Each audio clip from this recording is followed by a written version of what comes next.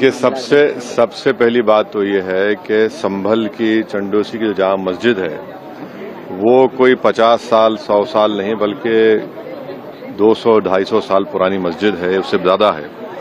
वहाँ पर कोर्ट की तरफ से बगैर मस्जिद के जिम्मेदारों को कमेटी को सुने उन्होंने एक एक्स पार्टी ऑर्डर पास कर दिया, वो गलत है। दूसरा ये है कि एक बार तो आपने गलत ऑर्डर दिया, सर्वे हो गया, दूसरा सर्वे जब किया आपने किसी को इत्तला नहीं दी। तीसरी बात यह है कि पुलिस का ये काम था कि मस्जिद कमेटी को कॉन्फिडेंस में लेते या वहाँ की पीस कमेटी को। चौथी बात यह है कि जो सर्वे करने लोग आ रहे हैं वो प्रोवोकेटिव स्लोगन्स लगा कर आ रहे हैं, वो वीडियो उसका है, पब्लिक डोमेन में है। और उसके बाद जो वहाँ पर वायलेंस हुआ जिसमें 3 मुसलमानों को गोली लगी, उनकी मौत हुई, हम इसका कंडेम करते हैं। ये फायरिंग नहीं बल्कि मर्डर है। और जब से बाबरी मस्जिद राम मंदिर का जजमेंट आया, जिस बात को मैं पर्टिकुलरली कह रहा हूं कि उस जजमेंट के बाद ये सब चीजें खुलेंगी और एक के बाद एक खुल रही हैं। एएसआई प्रोटेक्टेड मॉन्यूमेंट सब बातें कर रहे हैं, क्या एएसआई के कानून में नहीं है कि आप उसका रिलीजियस नेचर चेंज नहीं, कैरेक्टर चेंज नहीं कर सकते? किस बुनियाद पे कर रहे हैं ये?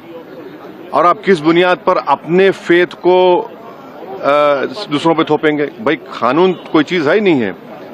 जिस दिन कोर्ट में सुनवाई होती है उसी दिन ऑर्डर हो जाता है, उस दिन सर्वे भी हो जाता है। ये तो 1948 में ऐसे ही होता है बाबरी मस्जिद में। तो ये जो फायरिंग हुई है ये फायरिंग नहीं है, मर्डर है।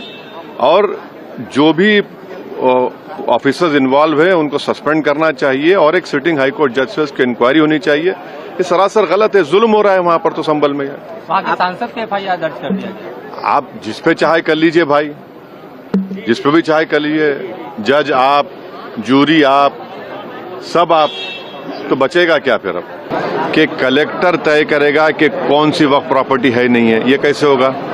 कलेक्टर कैसा जज होगा अपने ही केस में?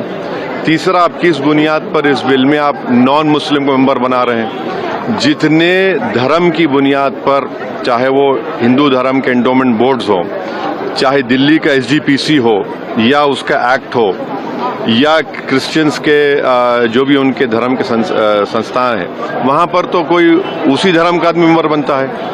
आप तो कंपलसरी स्टेट वक्फ बोर्ड में जहां पर 11 मुसलमान बनते थे वहां पर आप मेजॉरिटी नॉन मुस्लिम बनाना चाह रहे हैं। सेंट्रल वक्फ काउंसिल में मेजॉरिटी ऑफ नॉन मुस्लिम बनाना चाह रहे हैं। क्यों करना चाह रहे हैं आप? ये क्या मकसद है आपका?